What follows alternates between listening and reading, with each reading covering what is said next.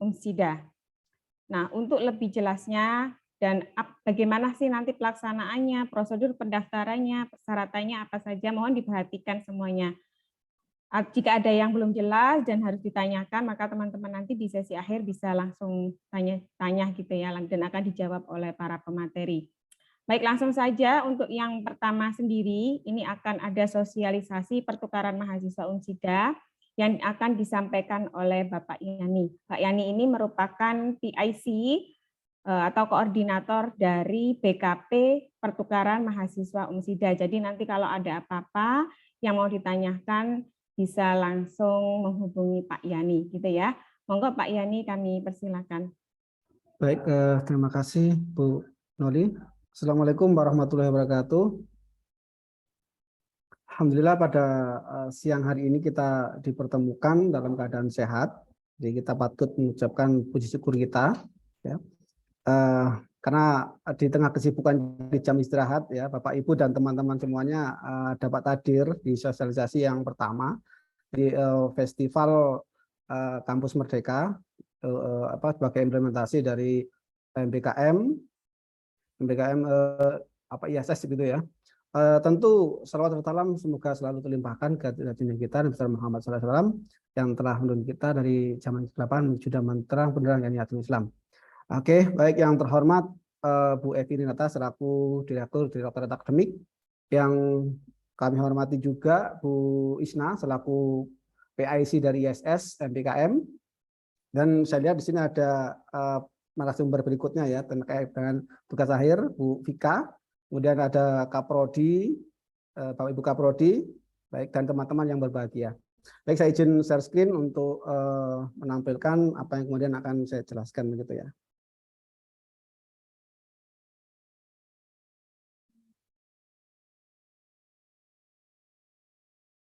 Oke, sampai ya. Oke, baik. Tadi sudah diberi pengantar oleh Bu Noli terkait dengan pertukaran mahasiswa Unsida. Mungkin teman-teman masih masih agak aneh begitu ya. Kalau biasanya kita menggunakan istilah pertukaran mahasiswa merdeka, itu kan kalau hibah dari Kemendikbudristek begitu ya. Nah, di Unsida ini kita membuat branding begitu terkait dengan pertukaran mahasiswa, yaitu pertukaran mahasiswa Unsida. Nah, semoga nanti ini berkelanjutan begitu ya. Nah, seperti yang kita ketahui bahwa di Unsida ini mulai tahun 2020 itu telah mengikuti, mahasiswanya telah mengikuti atau lolos Permata Sakti sebanyak 26 mahasiswa. Berikutnya di tahun 2021 itu ada 56 mahasiswa yang lolos PMM 1 outbound, dan inbound ada 56 mahasiswa. Di 2022 ini kita menerima 69 mahasiswa yang inbound, yang outbound ada 28 mahasiswa. Nah, ini merupakan program dari Kemendikbudristek. Nah, di Unsida tentu juga menyelenggarakan pertukaran secara mandiri di masing-masing program studi, dan di sini juga Unsida juga menyelenggarakan pertukaran mahasiswa Unsida. Ini kita singkat namanya adalah PMU. Jadi ini background atau branding baru dari Unsida, yaitu pertukaran mahasiswa Unsida. Oke. Nah, jadi yang akan saya bahas terkait materi kali ini adalah gambaran program, kemudian bagaimana pendaftaran dan proses seleksinya, kemudian pelaksanaan, kemudian peran dan tugas mahasiswa dan DPL, kemudian konversi dan rekognisi begitu. Oke, kita lanjutkan. Yang pertama itu gambaran pertukaran mahasiswa Unsida. Jadi yang melatar belakangi mengapa sih kok ada pertukaran mahasiswa. Jadi kita lihat itu ada fenomena. Jadi fenomena ini ada tingginya tuntutan dunia kerja, kemudian pengembangan e-teks, kemudian perubahan sosial. Jadi kalau kita lihat memang perkembangan teknologi itu semakin cepat begitu ya. Apalagi sekarang bukan lagi 4.0 tapi kemudian 5.0. Nah, ini kan kita harus selalu adaptif, kita harus selalu mengimbangi permintaan dari dunia kerja begitu. Tentunya di dunia begitu ya. Nah, jadi fenomena kemudian menimbulkan sebuah masalah. Jadi masalahnya apa? Jadi perguruan tinggi itu harus menghasilkan lulusan yang memberikan kontribusi pada studi. Ya, perguruan tinggi harus segera beradaptasi dan perubahan pola pendidikan dan pembelajaran di perguruan tinggi. Nah, jadi ini adalah membuat sebuah masalah begitu ya. Karena lulusan program lulusan universitas atau mahasiswa yang telah lulus ini harus siap untuk terjun di dunia industri ya.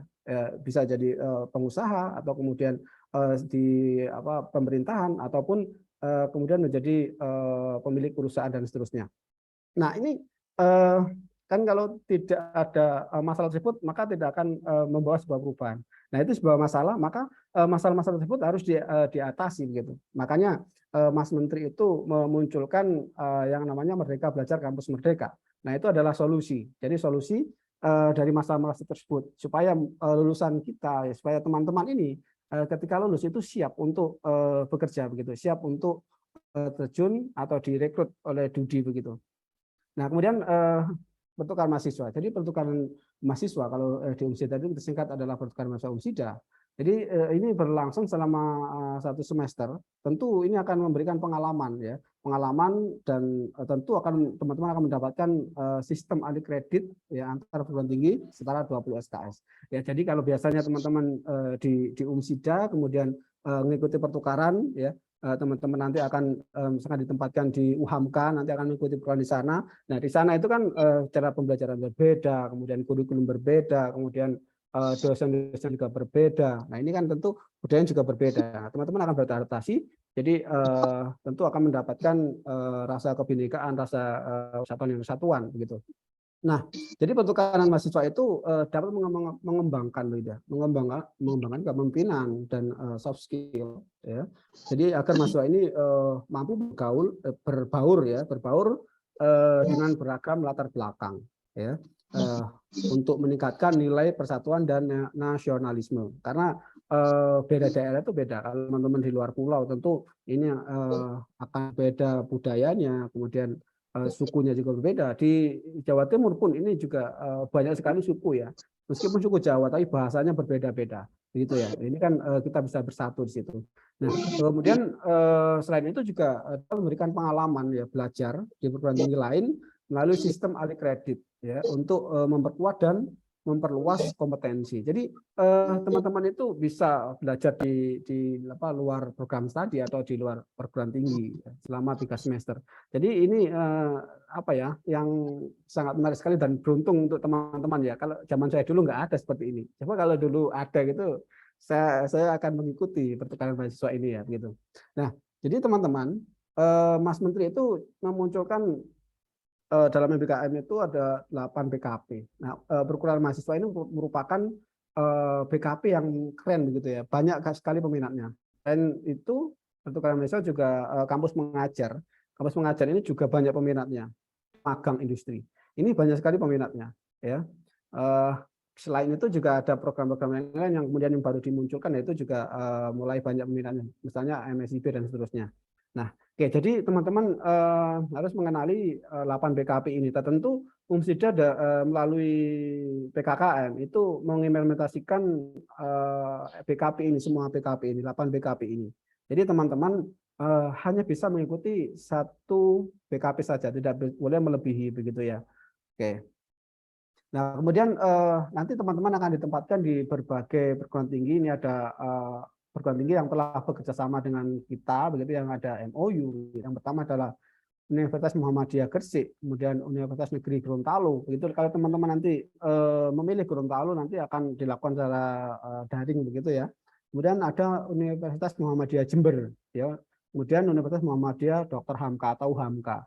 Jadi konsep dari pertukaran mahasiswa UMSIDA ini ada 2 konsep begitu ya. Jadi yang pertama adalah konsepnya daring, kemudian yang kedua adalah luring. Jadi kalau yang jauh-jauh itu di Gorontalo, kemudian di Jember itu nanti skemanya adalah skema daring. Tapi kalau yang dekat-dekat misalkan di Gresik ini nanti secara luring begitu ya. Nah, kemudian apa sih yang kemudian didapatkan dari pertukaran ini begitu ya. Jadi tadi saya singgung di awal tadi ya. Jadi teman-teman akan mendapat pengakuan resmi mata kuliah maksimal ini 20 SKS. Nah, kemudian yang kedua itu mendapatkan dukungan insentif ya selama mengikuti program. Jadi teman-teman nanti akan mendapatkan UKT. Ya, mendapatkan UKT. Kalau kemudian yang ikuti daring berarti nanti akan mendapatkan uang pulsa. Tapi kalau kemudian yang luring juga selain UKT ini apa yang luring selain UKT juga dapat biaya hidup ya dan seterusnya. Kemudian yang ketiga adalah tentu dalam apa dengan program ini akan memperkuat dan memperluas kompetensi akademik ya melalui pengalaman belajar di luar program studi begitu ya. Dan yang terakhir tentu teman-teman nanti akan memiliki pengalaman ya, pengalaman dan tentu teman-teman nanti akan menjadi calon pemimpin bangsa yang berintegritas ya, memahami keberagamaan dan arif ya, mengelola kekayaan sumber daya untuk membangun bangsa yang berdaulat, adil dan makmur begitu. Jadi ketika teman-teman ingin rasakan kuliah 1 semester di kampus lain dengan suasana yang berbeda, maka teman-teman jangan ragu-ragu. Ya. Segera daftarkan diri teman-teman dengan mengikuti pertukaran mahasiswa UMSIDA ya, atau PMU. Ini program-program seperti ini yang kemudian bisa mendapatkan kebebasan kepada kita, yang itu namanya Merdeka Belajar Kampus Merdeka. Nah, kemudian pendaftaran dan proses seleksi begitu. Nah, jadi ada beberapa syarat untuk pendaftaran begitu. Jadi syaratnya adalah yang utama itu adalah mahasiswa S1 tentu masuk aktif ya. Kalau nggak aktif ya bukan mahasiswa namanya begitu ya. Jadi mahasiswa aktif S1 atau vokasi di lingkungan Universitas Muhammadiyah Sidoarjo. Nah, kemudian yang kedua adalah minimum semester 3 atau telah menempuh 40 SKS. Jadi ketika nanti teman-teman lulus selesai semester 2 itu kan mendapatkan 40 SKS. Nah, itu teman-teman bisa mendaftar kali ini. Jadi waktu berjalan nanti program berjalan teman-teman sudah semester 3 begitu. Itu syaratnya. Jadi beda lagi kalau dengan MBKM yang lain. Kalau MBKM yang lain itu minimal semester 5, tapi kalau spesial yang pertukaran ini semester 3 boleh mengikuti. Nah, ini adalah keuntungan atau apa ya? Kenikmatan sendiri bagi teman-teman yang semester 2 ketiga begitu ya.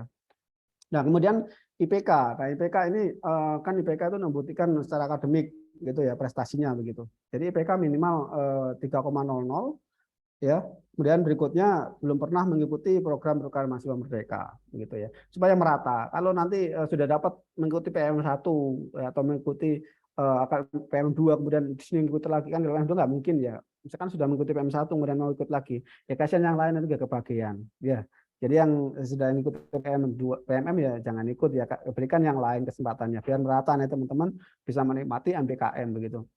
Nah, kemudian dokumen-dokumen persyaratan yang wajib untuk teman-teman unggah gitu ya, atau persiapkan itu ini untuk pertukaran. Jadi yang pertama adalah surat rekomendasi dari Kaprodi begitu ya.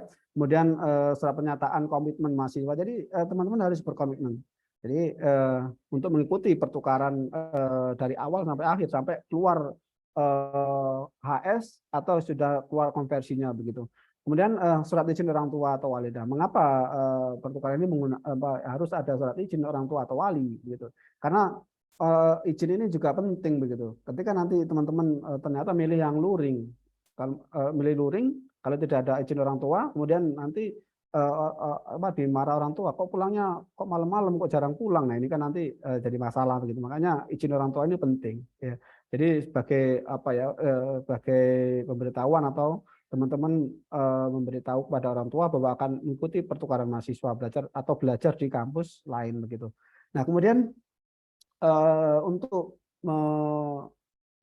untuk mendaftar itu teman-teman bisa mengklik tautan seperti ini ya, tautan yang ada di PPT ini, jadi https://bit.ly daftar strip MBKM. Nanti itu kami share ya, untuk linknya supaya nanti teman-teman bisa langsung mendaftar begitu. Jadi yang perlu diingat juga ya, tekankan lagi, jadi satu mahasiswa satu program begitu ya.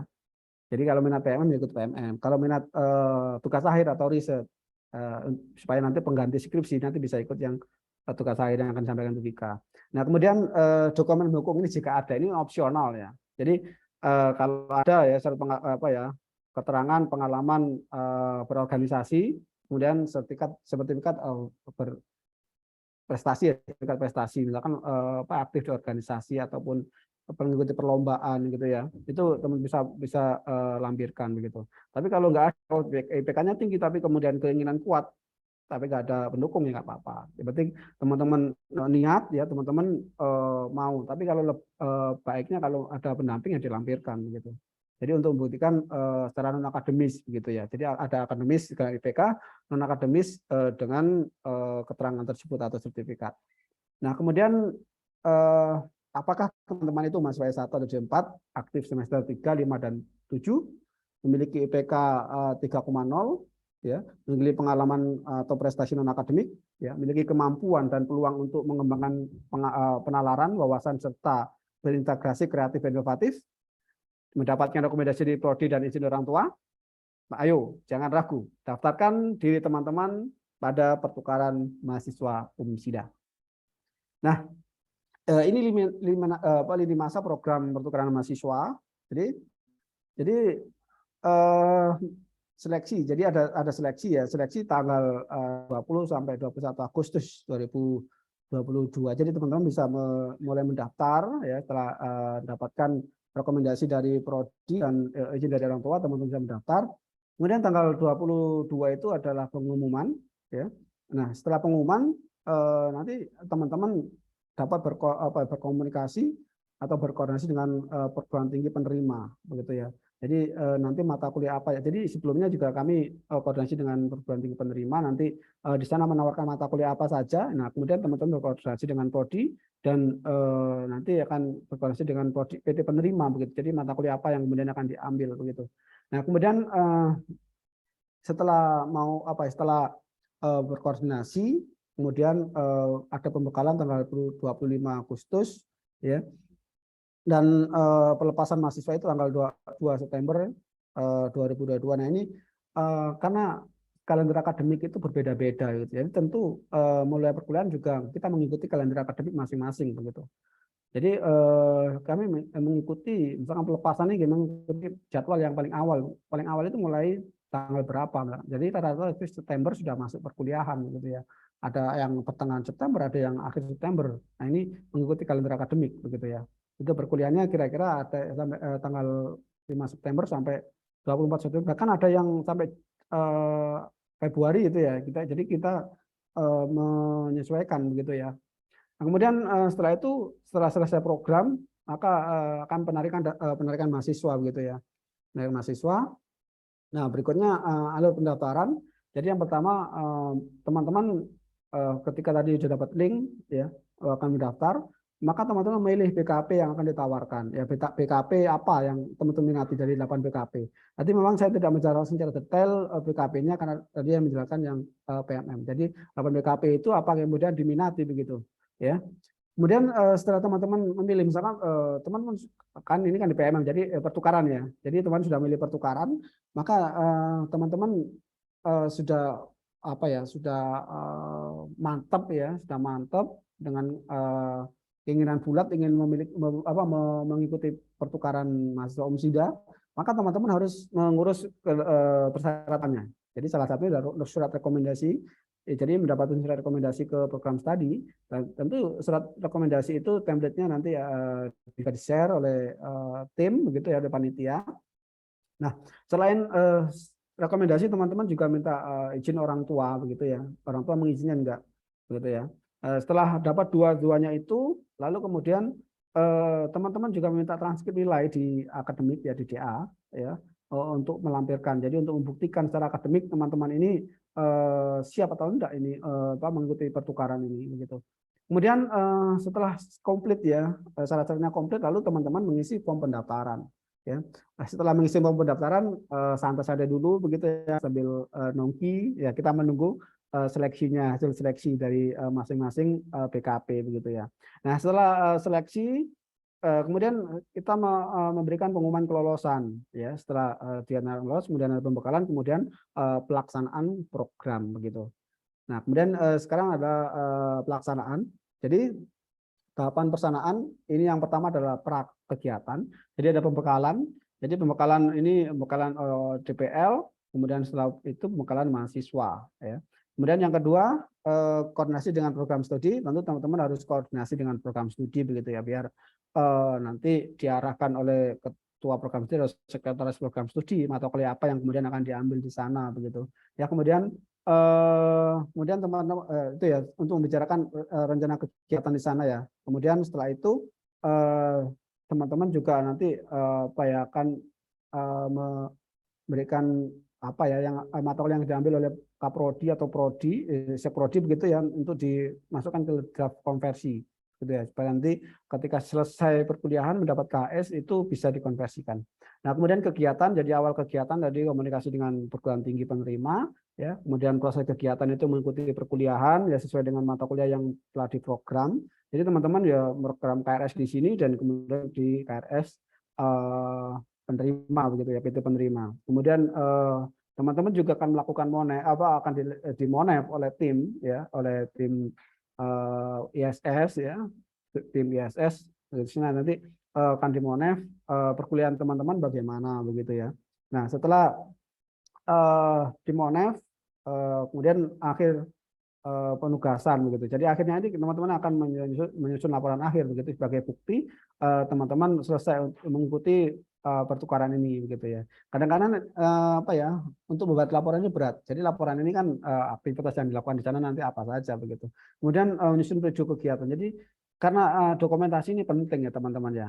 Selain untuk pengalaman teman-teman ya gitu nanti untuk diceritakan ke adik-adiknya ataupun ke anaknya nanti kalau sudah punya anak begitu itu kan nanti bisa kami gunakan juga untuk laporan begitu. Dan setelah itu teman-teman dapat KHS dari perguruan tinggi penerima, teman-teman menyerahkan KHS tersebut ke program studi supaya program studi itu mengkonversikan mata kuliah yang telah teman-teman ambil. Nah, setelah itu pasca penugasan selesai kegiatan ya. Jadi teman-teman akan mendapatkan pengakuan ya atau penyetaraan hasil belajar. Jadi maksimal 20 SKS atau ini tergantung teman-teman mengambil di sana di perguruan tinggi penerima itu berapa SKS gitu ya. Nah, kemudian evaluasi. Jadi tadi kok ada monef pada evaluasi. Jadi evaluasi ini dengan tujuan kita melihat secara keseluruhan begitu. Secara keseluruhan teman-teman di sana itu bagaimana kegiatan di sana itu ya. Belajarnya bagaimana, keaktifannya bagaimana, kemudian attitude-nya di situ bagaimana. Nanti kita evaluasi secara keseluruhan di akhir gitu ya. Kemudian supaya nanti kita bisa lakukan pertukaran mahasiswa umsida ini secara berkelanjutan begitu tahun berikutnya begitu. Nah, kemudian peran dan tugas mahasiswa dan TPL. Nah, peran dosen. Jadi dosen itu sebagai kopilot ya. Itu penggerak ya, sebagai kopilot yang mendampingi mahasiswa untuk mengembangkan potensinya dan menemukan masa depannya. Jadi sebagai penggerak ya, memberikan motivasi, memberikan arahan begitu ya. Jadi dosen itu terlibat dalam program MBKM itu sebagai DPL atau pembimbing dan lain-lain. Jadi kalau di PPM berarti DPM pertukaran mahasiswa umsida itu berarti sebagai DPL. Nah, kemudian mahasiswa. Jadi peran mahasiswa, peran teman-teman begitu. Teman-teman yang pertama adalah memprogram mata kuliah yang diambil di luar prodi bersama dosen wali. Jadi bisa ke dosen wali atau langsung kemudian ke program studi. Jadi bisa ke dua-duanya begitu, konsultasi ke dosen wali kemudian ke program studi. Ya, kadang-kadang kan mahasiswa ini ikut pertukaran tapi dosen walinya nggak tahu. Nah, minimal ya memberi atau konfirmasi atau memberi tahu dosen walinya supaya dosen walinya ini ketika ada dosen mama mahasiswa jenengan nggak pernah masuk, padahal masuk terus ikut apa PMM ya kuliah di kampus lain. Nah, ini supaya nanti informasi itu nyampe begitu ya. Nah, kemudian mendaftar program ya kegiatan ini pertukaran mahasiswa ke program studi atau mengkoordinasi ke program studi, kemudian melengkapi persyaratan kegiatan luar program studi termasuk seleksi jika ada. Dan yang terakhir mengikuti kegiatan luar prodi sesuai dengan ketentuan dan pedoman akademik. Nah, ini peran-perannya. Nah, kemudian konversi dan rekognisi. Nah, ini perhitungan konversi nilai. Jadi acuan yang kemudian digunakan ya untuk konversi nilai dan bobot SKS kegiatan pembelajaran terhadap MK. Yang pertama adalah kesesuaian CPL. Jadi kadang-kadang memang di beda perguruan tinggi itu beda kurikulum dan beda penamaan mata kuliah, begitu ya. Jadi meskipun nanti teman-teman ikut di program studi lain atau di kampus lain, mata kuliahnya nama mata kuliah berbeda, tapi untuk CPL-nya ini sama, materi yang dibahas sama itu bisa dikonversikan ke mata kuliah itu. Ya, kemudian yang kedua adalah kesesuaian waktu kegiatan pembelajaran dengan SKS. Jadi kan kalau di masing-masing mata kuliah itu ada SKS, ada 2 SKS, ada 3 SKS gitu ya. Nah, misal teman-teman di sini 2 SKS, kemudian di sana 2 SKS jadi konversi sama dengan 2 SKS. Kalau misalkan di sini 3 SKS, di sana 2 SKS, nah ini kalau kemudian prodi ini legowo untuk memberikan konversi 3 SKS itu ya alhamdulillah. Tapi insya Allah Umsida itu tidak berat memberikan konversi itu ketika itu semuanya memang sudah tercapai, PPL yang tercapai, kemudian materi sesuai ya, meskipun di sana 2 SKS, di sini 3 SKS bisa akan dikonversikan gitu. Mungkin kalau keliru nanti bisa tambahkan oleh Bu Evi begitu. Nah, oke, itu ya teman-teman yang dapat saya sampaikan untuk sosialisasi yang pertama ini ya. Saya akhiri, bila bisa Assalamualaikum warahmatullahi wabarakatuh.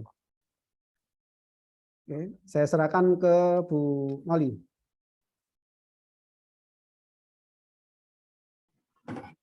Terima kasih Pak Yani. Kita langsung saja ya. Teman-teman ada yang mau ditanyakan kah terkait pertukaran mahasiswa Umsida programnya? Jadi setelah ini yang tertarik untuk mengikuti pertukaran mahasiswa Umsida bisa melakukan pendaftaran di link yang sudah disampaikan pada presentasi tadi ya. Nanti kita akan buatkan flyer juga untuk link itu, kita bisa tautkan di mana gitu ya teman-teman semuanya. Jadi teman-teman yang ingin mengikuti pertukaran mahasiswa minimal semester 3 tadi bisa langsung melakukan pendaftaran. Nah nanti untuk kemana Bu pertukarannya itu akan kita tentukan dari tim PIC, ISS, MBKM, Umsida gitu. Ada yang ditanyakan teman-teman semuanya? Silakan teman-teman, jika ada yang ditanyakan.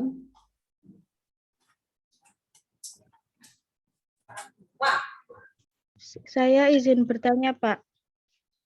Silakan. Oke, silakan disebutkan dari prodi mana, Mbak? Nama prodi ya? Oke, silakan. Assalamualaikum warahmatullahi wabarakatuh. Nama saya Indah Gustina Rahmawati dari prodi PAI. Saya izin bertanya, Bu. Waktu semester 3 kemarin itu saya mengikuti program MBKM, tapi itu yang diadakan dari FAI sendiri. Tapi untuk daftar di program yang sekarang ini bisa apa tidak, Bu? Program apa Mbak Indah kemarin? Pertukaran juga? Iya, pertukaran juga sama Uniza. Oh, sama Uniza. Berapa SKS yang sudah dikonversi? Yang sudah diikuti? 4 SKS kalau nggak salah, Bu. Bisa ya Pak Yani? Ya, bisa ya. Bisa Mbak Indah. Masih sedikit sekali dia bisa ya. Karena masih sedikit. Bisa itu Mbak. Ya, jangan putus asa, tetap harus semangat Mbak ya, harus ikut ini. Ya, ini Kak Prodi Boleh ini ikut Mbak Indah Mas. Ya, Mbak. Ya. Bu Anita ini, Dokter Anita sangat support ini. Siap-siap. Semangat ya Mbak ya. Nggih, Bu. Baik, yang lainnya? Silakan yang lain. Jika ada yang didiskusikan atau tanyakan.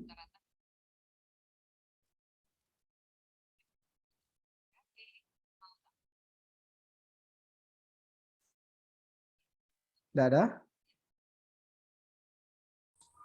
Izin bertanya. Oh yes. Dari TLM ya. Kok saya jadi moderator? Silakan Bu Noli. Nggak apa-apa Pak Yani, langsung aja. Nggak apa-apa, silakan. Ya, Assalamualaikum warahmatullahi wabarakatuh. Waalaikumsalam warahmatullahi wabarakatuh. Izin bertanya, untuk program studinya itu apakah semua program studi S1 dan D4 di Umsida atau prodi tertentu saja yang bisa ikut? Terima kasih. Oke, Mas Sarul. Jadi program studi S1 dan D4 itu bisa mengikuti. Nah, tapi ada ketentuan karena ESS ini program PKKM itu yang lolos di Umsida itu tidak hanya satu begitu. Jadi ada 5 program studi. Ini pengecualian ya. Jadi kecuali 5 program studi ini bisa mengikuti ya, mengikuti 8 BKP itu. Salah satunya adalah program tadi psikologi nggak boleh ikut ya. Kemudian dari teknik mesin ini nggak boleh ikut ya. Kemudian dari ilmu komunikasi ini tidak boleh ya. Akuntansi, kemudian sama elektro. Nah, mahasiswa 5 program studi ini tidak boleh mengikuti 8 BKP ini begitu ya, implementasi 8 BKP karena di prodinya itu 8 prodi itu juga menyelenggarakan kegiatan tersebut. Nah, jadi anggarannya juga sama dari Kemendikbudristek gitu. Jadi ISS ini untuk mengcover mahasiswa-mahasiswa di selain 5 program studi itu. Jadi Mas Sahrul bisa mengikuti Mas Sahrul dari TLM gitu Mas Sahrul. Ya. Gitu ya Mas Harul ya. Pak Yani di chat itu ada. Oh ada, bentar. Ada Mas Harul sudah, Mbak Indri ini mungkin ya. Mbak Indri ini dari teknik industri. Jadi izin bertanya, untuk mahasiswa KIPK apakah akan mendapatkan tambahan biaya lagi untuk itu bagaimana ya? Nah, jadi kan untuk KIP kalau pertukaran mahasiswa itu mah nggak boleh ya, untuk UKT kan nggak dapat. Nah ini kan di internal lah ini Bu Noli, ini kalau kasus case untuk yang mahasiswa dapat beasiswa KIP atau dari pemerintah ini boleh nggak kira-kira Bu Noli? Ini Bu Noli ini juga sebagai tim dari PIC, PISS begitu ya. Ada Bu Isna ya, Bu Isna? Bu Isna?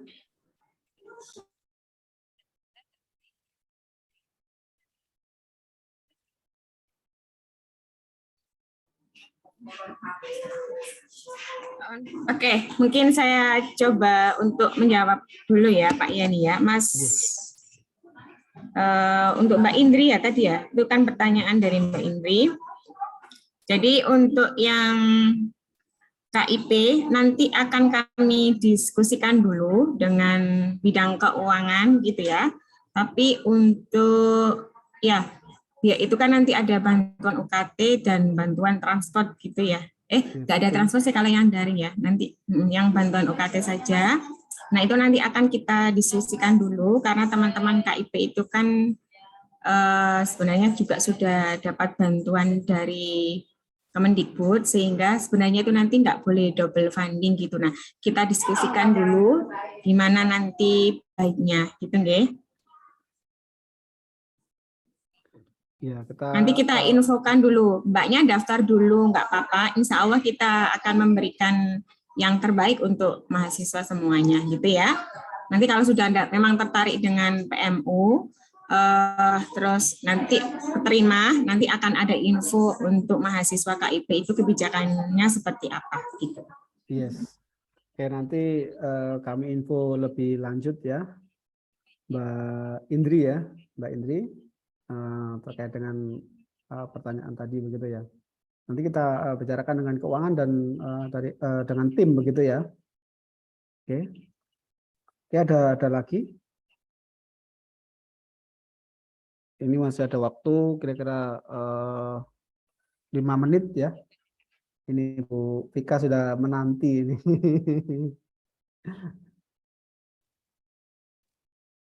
Oke, di chat ada lagi. Mbak Indah. Ya, apakah Indahnya untuk beda ya tadi ya. Langsung Pak Yadi nggak apa-apa. Ya, apakah untuk prodi informatika masih bisa mengikuti program pertukaran atau tidak? Jadi informatika kan tidak dapat PKKM ya. Jadi Mbak Indah bisa mengikuti program ini Mbak Indah. Ya, boleh Mbak Indah, silakan daftar Mbak Indah. Oke, ini Bu Ade nanti untuk minta rekomendasi ya. Ada lagi?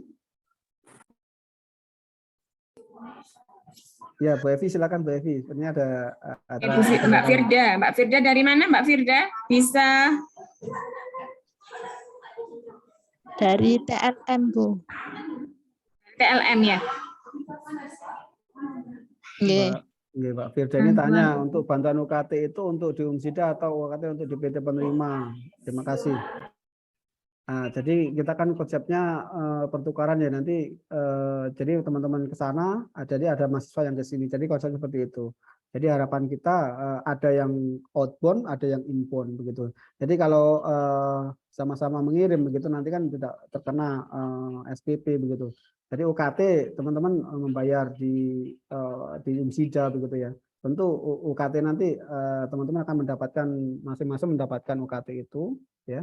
Dan nanti akan bisa dibayarkan di semester berikutnya begitu oleh teman-teman ya. Jadi begitu. Jadi untuk yang di PT penerima, insya Allah tidak ada bayaran begitu ya, tidak ada pembayaran UKT di sana begitu. Teman-teman hanya membayar di Umsida begitu. Begitu Mbak Firda.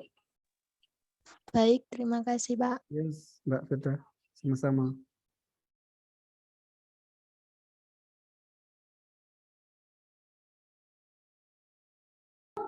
Sudah, tidak ada yang lain lagi?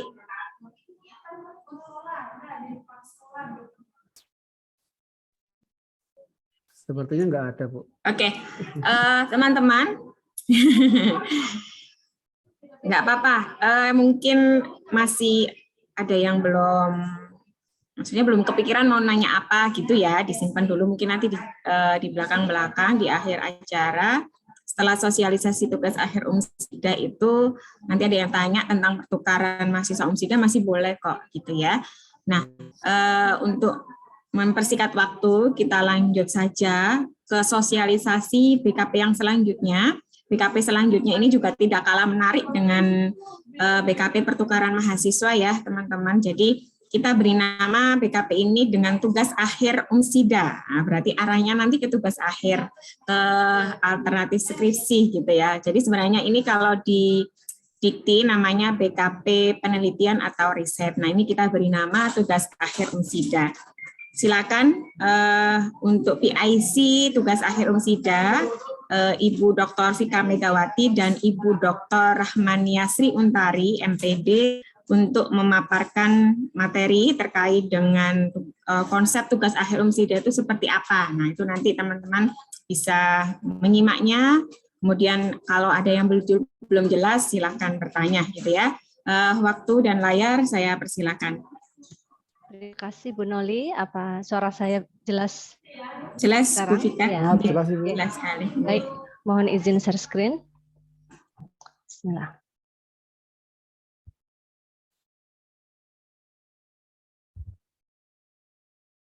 Oke. Sudah nampak ya Bapak Ibu? Sudah, Mem. Sudah. Baik.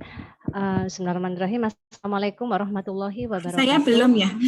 Waalaikumsalam. Sudah. Waalaikumsalam warahmatullahi wabarakatuh. Oke, baik. Selamat siang Bapak Ibu semuanya. Yang kami hormati Ibu Evi Renata ya, tadi yang baru saja meninggalkan screen sebagai Direktur DA. Kemudian yang kami hormati juga tim sukses dari ISS PKKM Umsida. Tak lupa yang kami hormati Bapak Ibu pejabat struktural di lingkungan prodi dan fakultas, Sekprodi, Kaprodi, dan Pak Yani sebagai pemateri pada BKP pertukaran mahasiswa.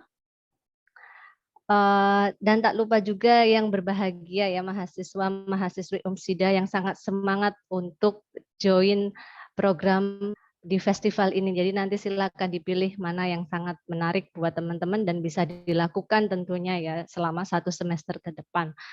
Dalam kesempatan kali ini saya Vika Megawati ingin mensosialisasikan program ISS PKKM terutama pada tugas akhir Umsida atau singkatannya adalah TAU ya. Oke, ada beberapa poin yang akan kami paparkan. Kami berdua paparkan, saya dan Bu Rahma. Untuk setengahnya nanti bagian saya dari gambaran program hingga timeline kegiatan mahasiswa.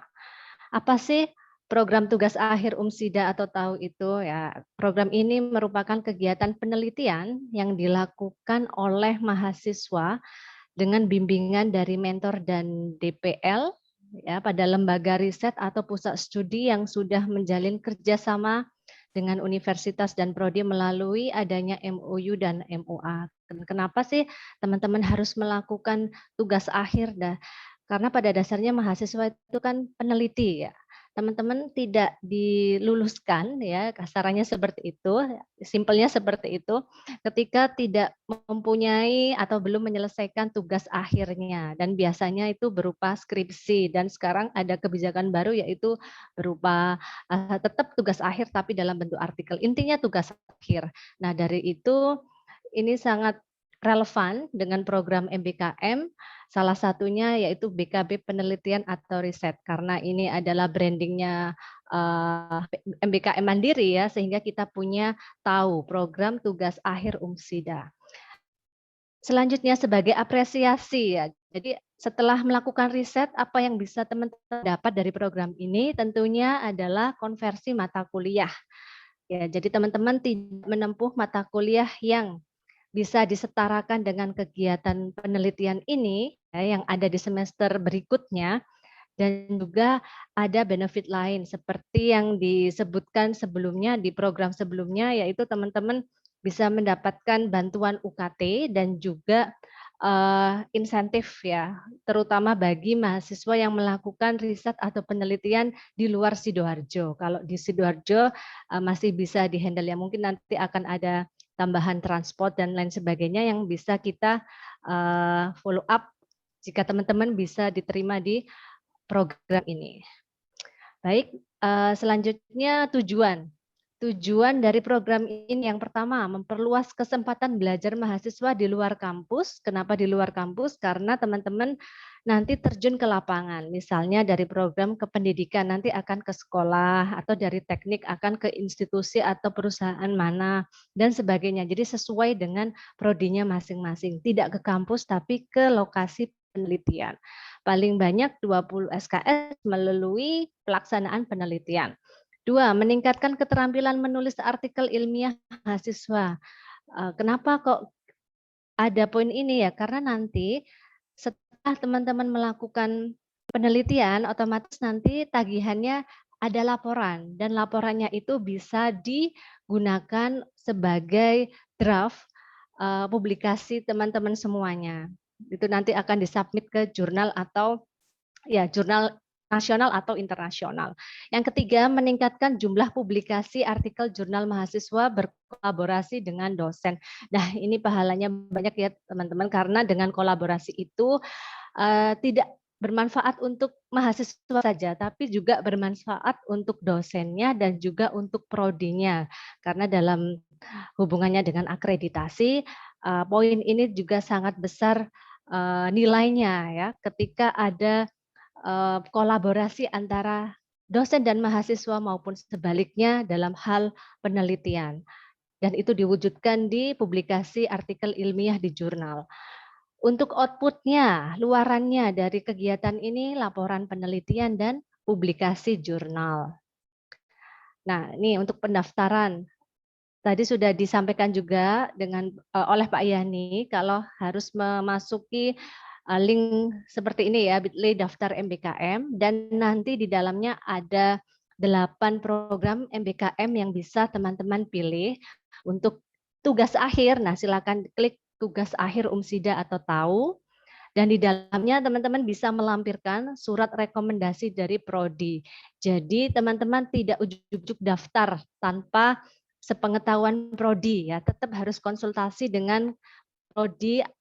Dalam hal ini mungkin Kaprodi atau Sekprodinya, atau mungkin dosen walinya nanti bisa disampaikan atau diteruskan ke Kaprodi. Kemudian surat pernyataan komitmen. Jadi kalau sudah memilih satu ini harus sudah komitmen tidak mundur di tengah-tengah. Nah itu ya, jadi harus sudah niat ingsun dari awal, harus yakin kalau nanti ketika melakukan program ini bisa selesai dari awal hingga akhir. Ya, harus pede. Yang selanjutnya pengalaman menulis artikel ilmiah atau karya tulis ini opsional. Nanti ada pendukung ya. Kalau teman-teman mungkin punya pengalaman itu silakan diupload. Kalaupun tidak, no worries, tidak masalah. Yang penting ini tadi ya, rekomendasi dari prodi serta surat pernyataan komitmen. Oke, proses seleksi. Di sini kami tidak langsung ya menerima semuanya yang masuk, tapi tetap harus kami seleksi dari masing prodi sesuai dengan keilmuannya atau tidak. Nah, ini untuk timelinenya. Di sini tim sudah menentukan target tempat penelitian. Jadi dari mitra yang sudah ada di UMSIDA ataupun di prodi sudah kami list kira-kira mana yang bisa dimasuki, nanti akan kami tampilkan di slide berikutnya. Sosialisasi kita lakukan hari ini, proposal submission. Jadi ini yang spesial juga ya dari tugas akhir UMSIDA. Teman-teman harus menyiapkan proposal singkat ya. Proposal singkat tidak terlalu panjang ya. Jadi cukup latar belakang, kemudian metodenya apa, nah, subjeknya siapa, dan itu nanti akan ada link tambahan. Jika teman-teman sudah mendaftar di link MBKM pendaftaran tadi, kami akan screening siapa saja yang tertarik untuk ikut tugas akhir UMSIDA, dan nanti akan kami buatkan grup tersendiri ya, untuk kami sebar form sehingga teman-teman bisa submit proposal terbaiknya. Nah, jadi itu.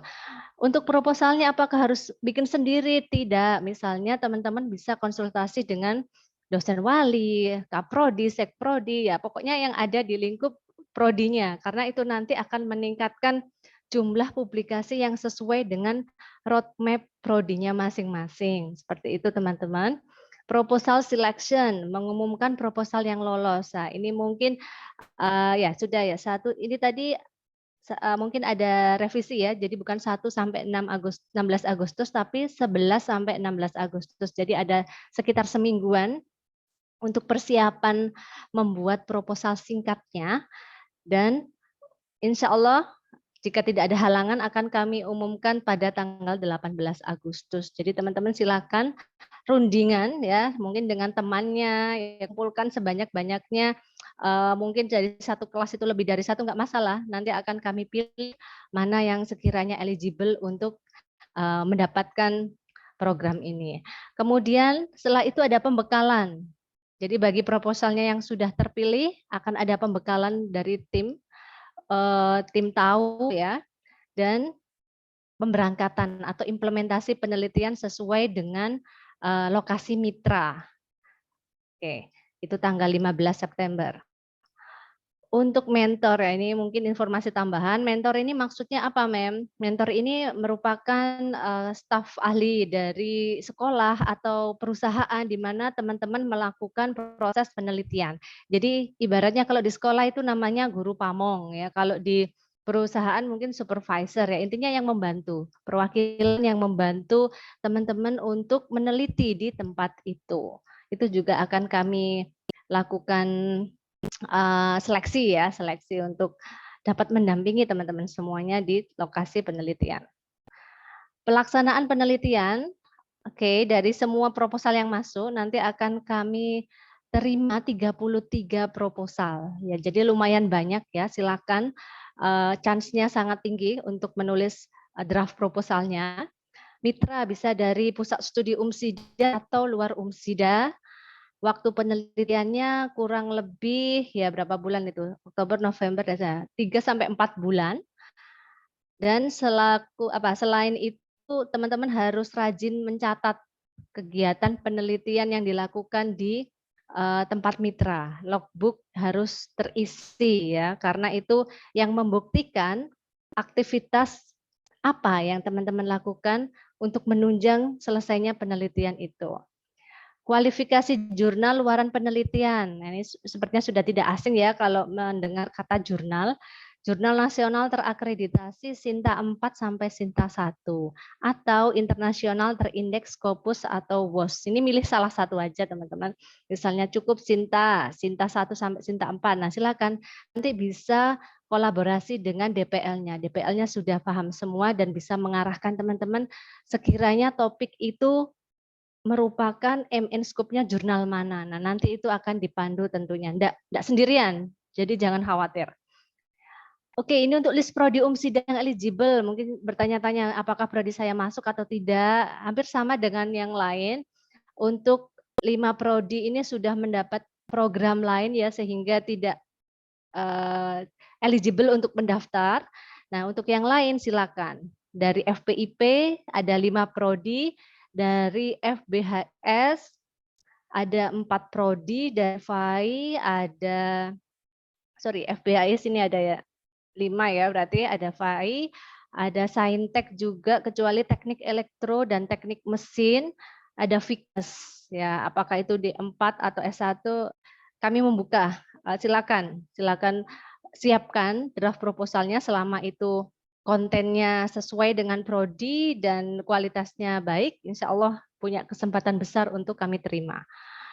Untuk timeline kegiatan, nah ini untuk memudahkan teman-teman, saya bulan ini ngapain, minggu ini ngapain. Nah, di sini bisa dijadikan acuan, misalnya bikin proposal, ya, otomatis dalam waktu dekat ini ya, karena akan diseleksi. Nah, kalau sudah diterima, nah ini ada pelaksanaan penelitian, pengolahan data, laporan kemajuan, monitoring. Nah, nanti akan didatangi oleh DPL, melihat ke tempat lokasi jika memungkinkan apa sih aktivitas teman-teman di sana. Nah, mungkin ada visitasi ya 1 atau 2 kali, penyusunan luaran artikel. Nah, sudah penelitian, data sudah kumpul. Terus diapakan? Tentunya analisis ya, terus kita juga akan melihat laporannya. Ini loh Mem, saya sudah melakukan hal ini, datanya seperti ini. Nah, itu semakin jelas di bulan 10 ini sudah fokus ke sana. Kemudian pertanggungjawaban dan penyerahan laporan penelitian. Ini maksudnya pertanggungjawaban pada output ya, selain laporan penelitian juga ada jurnal ya, draft artikel jurnal. Baik, lanjutkan. Ini mitra yang sudah bekerja sama dengan UMSIDA dan Prodi tentunya, mungkin bisa dilihat atau disimak oleh semuanya. Kami pilih 30 yang mewakili, ada sekolah, ada perusahaan, ada rumah sakit, dinas kesehatan, BPS. Nah, monggo kalau memang sekiranya itu sesuai dengan bidang keahlian atau bidang studinya masing-masing, bisa nanti dicantumkan di draft proposal yang akan di-upload untuk program tugas akhir UMSIDA. Baik, saya lanjutkan ya. Nah, ini untuk persyaratan dan lain sebagainya akan disampaikan oleh partner saya, Ibu Dr. Rahmania. Silakan, Ibu. Oke, baik. Mem Tika, terima kasih atas kesempatannya. Assalamualaikum warahmatullahi wabarakatuh. Waalaikumsalam. Bu Noli, Bu Evi, dan Bapak Ibu semuanya, saya izin menyambung apa yang sudah disampaikan oleh Ibu Dr. Vika ya. Jadi sepertinya ini saya lihat rasa saya teman-teman banyak yang tertarik nih Bu kayaknya. Jadi ini adalah salah satu kesempatan ya, kesempatan teman-teman untuk bisa berkolaborasi dengan dosen gitu ya, dengan dosen, terus kemudian dengan partner di luar UMSIDA seperti itu. Jadi kita sudah mulai belajar untuk melakukan sesuatu hal yang baru gitu, terutama untuk semester 5 yang mungkin kata penelitian itu masih baru gitu ya, dan masih harus banyak belajar dan bertanya-tanya gimana sih caranya untuk kita melakukan penelitian itu gitu. Nah, melanjutkan apa yang disampaikan oleh Bu Vika, jadi persyaratan kualifikasi mahasiswa. Nah, mahasiswa aktif di sini artinya adalah minimal semester 5 itu karena kita melihat bahwa proses penelitian dan proses menulis serta luaran itu memang butuh proses gitu, sehingga memang yang banyak kita rekomendasikan itu untuk semester 5, tapi teman-teman semuanya tidak menutup kemungkinan bahwa semester 7 itu juga boleh mengikuti gitu. Jadi karena memang kita melihat tenggang waktunya ya, tapi kembali lagi nggak perlu khawatir karena teman-teman akan didampingi oleh Bapak Ibu DPL yang saya yakin juga Bapak Ibu DPL di UMSIDA ini insya Allah sudah sudah punya publikasi yang keren-keren gitu ya, dan sudah berpengalaman dalam melakukan penelitian sehingga teman-teman nggak akan sendiri gitu. Kemudian IPK minimal sama ya seperti BKB yang sebelumnya, yaitu 3,00. Jadi teman-teman yang berminat silakan untuk segera bisa melakukan pendaftaran. Oke, next. Oke, nah berikutnya adalah persyaratan kualifikasi DPL. Nah, DPL ini Bapak Ibu, jadi dan teman-teman, DPL ini kita rekomendasikan memang untuk dosen yang memang di bidang keahlian itu. Jadi misalkan, untuk yang pertama ya, saya urutkan yang pertama dulu, dosen tetap prodi yang memiliki NIDN. Jadi DPL yang dosen yang mau mengajukan sebagai DPL adalah syarat pertama adalah harus memiliki NIDN. Yang kedua adalah memiliki jabatan akademik minimal lektor atau S3 AA juga bisa ya, Mem ya. Gitu. Jadi seperti itu. Kemudian memiliki rekam jejak publikasi. Tapi saya yakin Bapak Ibu dosen di sini sudah punya rekam jejak publikasi yang banyak gitu ya, dan bagus-bagus gitu, sehingga insya Allah akan bisa membantu teman-teman mahasiswa. Kemudian, nah ini menguasai ilmu yang relevan dengan bidang keilmuan prodi. Jadi misalkan nih dari PBI, Memvika gitu ya. Jadi misalkan mahasiswa dari PBI mau DPL di luar PBI, nah itu sepertinya belum bisa. Jadi DPL-nya itu adalah harus yang sesuai dengan bidang relevan keilmuan prodi. Jadi kalau mahasiswa dari PBI harus dari PBI, PTI dari PTI, IPA dari IPA, yang lain misalkan dari PBA dan lain sebagainya sesuai dengan bidang keilmuan masing-masing. Seperti itu ya teman-teman. Baik, next Ma'am. Nah, adapun peran dan tugas dari program studi. Jadi yang pertama adalah ini peran dan tugas dari program studi ya. Jadi mempersiapkan mahasiswa untuk menyusun proposal penelitian. Nah, inilah yang kami maksud tadi bahwa teman-teman tidak akan sendiri menyusunnya. Gitu. Jadi teman-teman akan dibantu entah itu nanti akan dibantu oleh Kaprodi, dosen wali, atau mungkin dosen yang mengampu mata kuliah metodologi penelitian, atau mungkin dosen yang memang kira-kira relevan dengan proposal yang mau diajukan oleh teman-teman mahasiswa. Gitu. Jadi misalkan bidang saya adalah RPL, misalkan seperti itu ya. Saya lebih condong, misalkan saya mau berdiskusi dengan Pak siapa misalkan atau Bu siapa, nah itu boleh sekali teman-teman. Kemudian merekomendasikan calon DPL untuk mendampingi mahasiswa menyelesaikan penelitian. Nah, nanti jadi dari program studi adalah merekomendasikan kira-kira DPL-nya siapa ya yang sesuai, misalkan di bidang ini itu kira-kira siapa yang sesuai seperti itu. Nah, nanti kami serahkan ke program studi masing-masing. Kemudian melakukan evaluasi akhir dan penyetaraan kegiatan penelitian untuk keperluan kognisi. Nah, ini jadi melakukan evaluasi akhir. Jadi nanti kita lihat kira-kira apa yang sudah dilakukan teman-teman ini setara nggak dengan hasilnya. Misalkan rekognisinya salah satunya nanti bisa artikelnya yang publish misalkan ya, atau mungkin yang bisa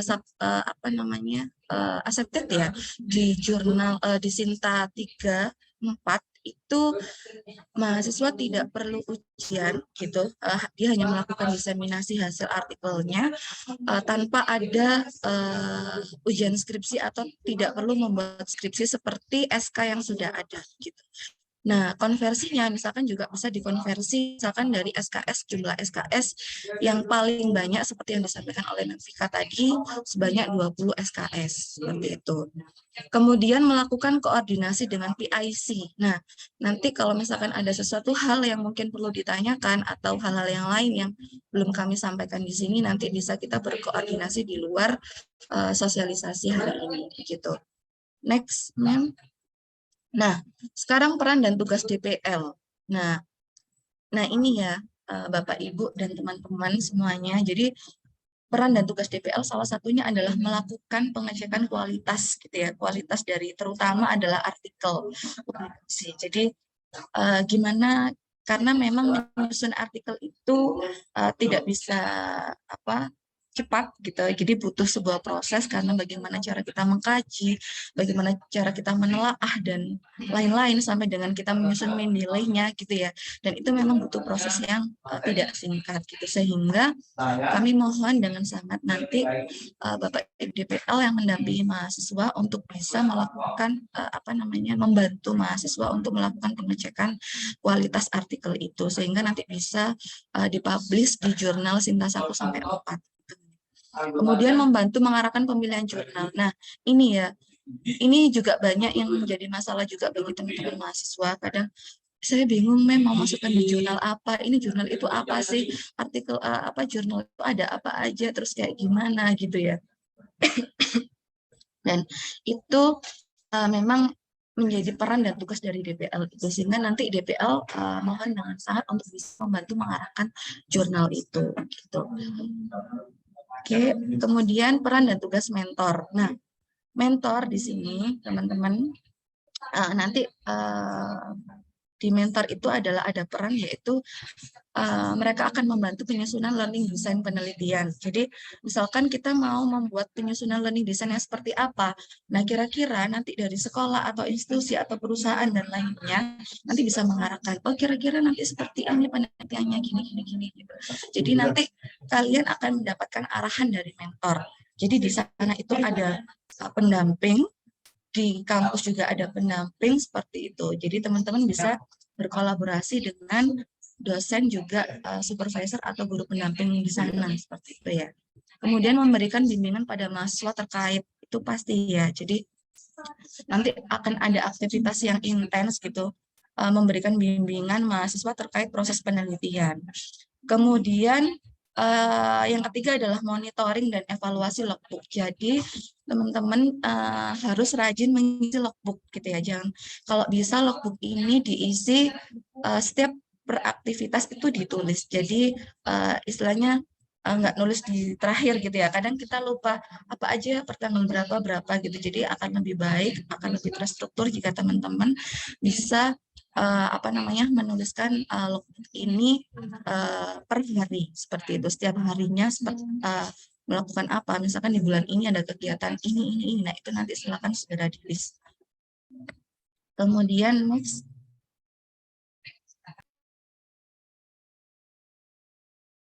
Oke, peran dan tugas lembaga mitra. Nah, ini lebih ke lembaga ya. Jadi menjamin terselenggaranya kegiatan penelitian. Jadi yang menjamin itu lembaga mitranya sesuai dengan kesepakatan. Jadi kesepakatannya nanti kan karena kita sudah ada MOA atau MOU, jadi nanti teman-teman nggak usah khawatir. Jadi karena kita sudah punya kerjasama. Gitu. Jadi kemudian menunjuk pendamping atau mentor untuk mahasiswa dalam melaksanakan penelitian. Kemudian nanti yang menunjuk mentornya siapa? Itu dari lembaga mitranya gitu. Jadi yang kita tinggal dapat nama gitu. Jadi sana yang menunjuk seperti itu. Bersama-sama dengan yang ketiga adalah bersama-sama dengan mentor melakukan evaluasi. Nah, nanti evaluasinya seperti apa? Kemudian perjalanan penelitiannya seperti apa? Kemudian sampai akhirnya mulai dari lahir penelitian ini sampai dengan keluar outputnya itu seperti apa. Nah, nanti kita ada monef juga dengan lembaga mitra. Nah, ini teman-teman yang perlu dicermati juga, ya, yang nggak kalah pentingnya adalah peran dan tugas mahasiswa. Jadi di sini perannya ngapain sih gitu ya, tugasnya apain gitu, dengan persetujuan dosen pembimbing akademik seperti yang disampaikan oleh Memvika tadi, bahwa teman-teman harus memiliki persetujuan dari dosen wali atau kaprodi gitu ya, sehingga nanti setelah mendapat persetujuan nanti silakan segera mendaftarkan diri pada tautan yang memang sudah disediakan oleh panitia. Kemudian melaksanakan kegiatan penelitian sesuai dengan arahan mentor. Jadi teman-teman nanti di sana akan mendapat arahan. Jadi tempat melakukan penelitian dan lain sebagainya nanti tugasnya di sana itu mengikuti arahan yang dari mentor tadi, atau mungkin masukan dari DPL dan partner yang lain gitu ya. Kemudian mengisi logbook sesuai dengan aktivitas. Nah, ini yang kami sampaikan tadi, bahwa logbook jangan lupa diisi sesuai aktivitasnya, kalau bisa dicatat setiap harinya seperti apa, ngapain aja gitu ya. Terakhir adalah menyusun laporan kemajuan. Dan laporan akhir juga menyusun artikel. Nah, apalagi yang berniat, aduh kayaknya seru nih ya, nggak usah pakai sidang, nggak usah pakai skripsi, nggak usah mengerjakan skripsi. Nah, ini adalah salah satu kesempatan yang luar biasa, kesempatan yang datangnya nggak 2 kali. Jadi kesempatan ini segera dimanfaatkan dengan baik sehingga teman-teman bisa memanfaatkan penelitian ini menjadi luaran yang nantinya akan bisa menjadi menggantikan skripsi. Nah, konversi dan rekognisi ya. Yang pertama adalah kami akan memberikan SK Rektor sebagai peserta, mentor dan juga DPL ya. Gitu, DPL juga ada gitu. Kemudian konversi nilai juga menyesuaikan CPL, CPMK pada prodi masing-masing dengan maksimal 20 SKS. Kemudian BKP TAU, jadi TAU tadi tugas akhir UMSIDA ya, gitu istilahnya, dapat mengganti skripsi. Nah ini tadi yang sudah kami sampaikan bahwa teman-teman yang punya kesempatan untuk bisa mempublish akan bisa mendapat rekognisi ini gitu. Merujuk dari SK pengganti skripsi yang memang sudah ditetapkan oleh universitas seperti itu. Oke, baik, terima kasih Bapak Ibu untuk kesempatannya. Berikutnya saya kembalikan ke Bu Noli. Oke, terima kasih Bu Rahmania, Bu Vika. Baik teman-teman semuanya, silakan bisa langsung bertanya ya ke Bu Vika atau Bu Rahmania. Monggo. Sama Bu Isna mungkin nanti bisa membantu menjawab. Saya izin sebentar aja, sebentar nggih. Ada tamu sebentar nggih. Monggo langsung teman-teman yang mau bertanya bisa langsung, boleh di chat atau langsung mic. Jangan lupa untuk menyebutkan nama dan dari prodi mana. Pak Yani, sepertinya ada pertanyaan dari Vira Agustin terkait penempatan pertukaran. Boleh langsung dijawab nih, Pak Yani. Oh ya, izin ini ya, saya ganti definisi tadi karena ada pelatihan. Baik, bagaimana Bu pertanyaannya Bu?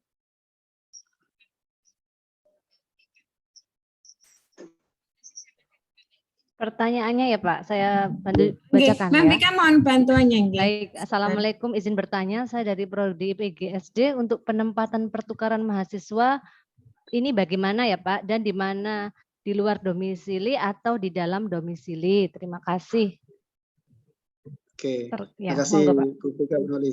Jadi penempatan mahasiswa itu kan kami tadi ada beberapa universitas ya, dari UHAMKA, Negeri Gorontalo, ya, UM Gresik dan UM Jember. Nah itu nanti akan kami tempatkan di perguruan tinggi tersebut. Nah itu nanti kalau misal ada perubahan perguruan tinggi itu nanti akan kami info lebih lanjut begitu. Nah intinya kalau online itu kan tidak masalah teman-teman, dari rumah kan tidak bermasalah domisili ya. Tapi kalau kemudian yang luring, misalkan di Gresik itu ketika rumahnya dekat ya malah bagus ikut yang luring begitu ya. Jadi intinya seperti itu ya. Jadi nanti ada 4 universitas tadi mitranya. Kalau kemudian ada perubahan nanti akan kami info lebih lanjut begitu. Ya, seperti itu. Oke. Baik, Mbak Vira Agustin, bagaimana Pak? Ada tambahan pertanyaan atau sudah cukup jelas? Mbak Vira, masih join kita atau sudah leave? Jadi seperti itu masih ditentukan nanti ya Pak. Jadi kalau misalnya online saya kira tidak masalah, misalkan ya, betul. Di luar domisili ya. Kalau offline ya nanti ada ketentuan tersendiri dari tim PIC pertukaran mahasiswa. Oke. Baik, monggo yang mau bertanya tentang tahu ya tugas akhir UMSIDA baik dari Kaprodi, Sekprodi ataupun mahasiswanya, barangkali ada yang kurang jelas. Silakan.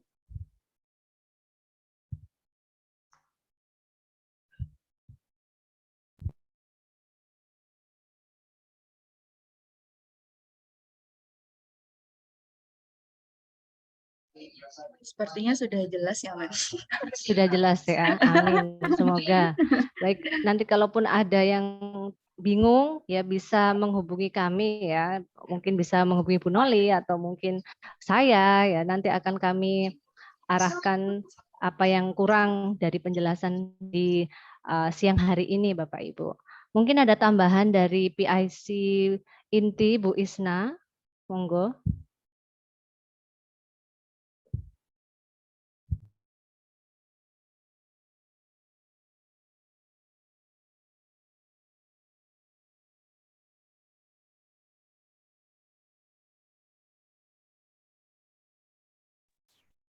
Ada Bu Isna? Mau menambahkan? Oh, ya. Enggak, cukup Bu Vika. Bisa dilanjut saja. Nanti teman-teman yang sudah masuk ini bisa menjadi database kita untuk mencari lagi ya kira-kira tadi yang berminat itu melalui baik. absennya. Kita ingatkan lagi. Begitu Bu Vika. Terima kasih. Sama-sama Ibu. Terima kasih Bu Isna. Baik, saya ulangi lagi, barangkali ada yang malu untuk on cam atau open mic, silakan bisa ditulis di chat box. Oke, jadi silakan nanti langsung koordinasi dengan dosennya ya, atau kaprodinya atau sekprodinya. Kalau misalnya atau sebaliknya, mungkin dari prodi punya ide penelitian yang sangat bagus topiknya. Nah, silakan menunjuk mahasiswa yang sekiranya berkompetensi untuk didaftarkan program ini. Itu sangat terbuka sekali. Jadi tidak harus menunggu dari mahasiswanya Bapak Ibu, bisa juga dari pihak prodinya. Jadi monggo saling berkolaborasi karena nanti luarannya ini sangat menjanjikan ya untuk prodi, dosen dan juga mahasiswa. Baik, kalau memang tidak ada pertanyaan, mungkin bisa kami tutup ya acara pada yang hari ini. Terima kasih atas partisipasinya teman-teman semua, Bapak Ibu Kaprodi dan Sekprodi serta tim inti dari PKKM ISS. Mari kita tutup dengan membaca hamdalah bersama-sama. Alhamdulillahirabbil alamin. Terima kasih. Assalamualaikum warahmatullahi wabarakatuh. Waalaikumsalam warahmatullahi wabarakatuh. Waalaikumsalam. Bapak sudah ditutup kah? Ini barusan. Bu Noli monggo kembali ke Bu Noli. Oh iya, terima kasih. Saya share presensi ya Bapak Ibu dan teman-teman semuanya. Kalau ini kan rata-rata, jangan dulu rata-rata, tapi iya yang berapa, yang ada pengaruhnya paling gimana. Bapak Ibu mohon mengisi presensi ya. Nggih. Saya lari-lari. Baik, terima kasih kepada Bu Vika, Bu Rahmania, Pak Yani, kemudian Bapak Ibu dosen semuanya yang sudah hadir, mahasiswa-mahasiswa juga yang sudah hadir. Jadi setelah ini, atau masih belum bisa memutuskan sekarang juga nggak apa-apa, masih ada sosialisasi untuk BKP yang lainnya. Jadi kita sebut ini Festival MBKM Unsida ya, teman-teman semuanya. Hari Jumat nanti ada sosialisasi untuk yang Unsida mengajar dan Unsida Entrepreneurship atau KWU. Kemudian hari Sabtu ada sosialisasi Unsida Mengabdi atau kakak yang disebut dengan KKN.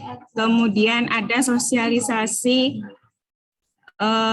proyek kemanusiaan atau Unsida Humanity Project ya, kalau nggak salah saya lupa. Kemudian hari Senin nanti ada magang Unsida bersertifikat dan studi independen Unsida. Jadi teman-teman silakan mengajak teman-teman mahasiswa lainnya yang hari ini belum bergabung, silakan join di sosialisasi kita di Festival MBKM Unsida yang tentunya nanti akan menawarkan program-program yang sangat menarik. Nah, kalau memang sudah memutuskan ya nggak apa-apa, langsung daftar tadi di bit.ly-nya, di link registrasinya. Kalau masih ragu, saya ingin nyoba BKP yang lain ya, ikut aja sosialisasi dan jangan lupa untuk mengajak teman mahasiswa lainnya. Yuk, sangat nanti banyak manfaatnya untuk mengikuti beberapa BKP MBKM Unsida ini, gitu ya.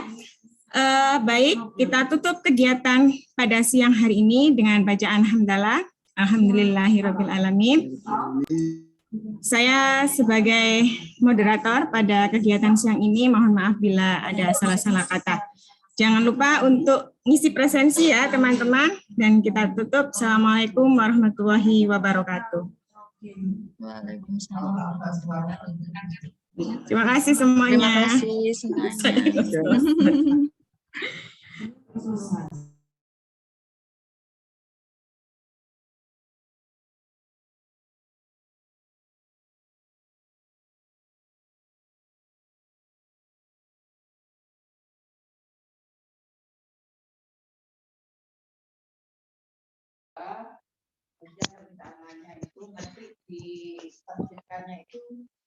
Terus rapat ta.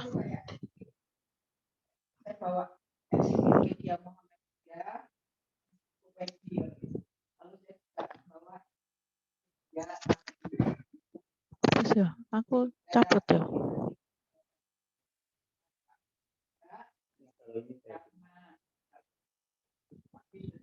Bu Wisna di PWM kayaknya Bu Wisna ya. Iya, aku nang PWM. Kan aku mau wis pamit. Makanya nang ngembong. Lah, apa rapat mana ta? Ada Huda kayak tadi. Ate ngomong apa?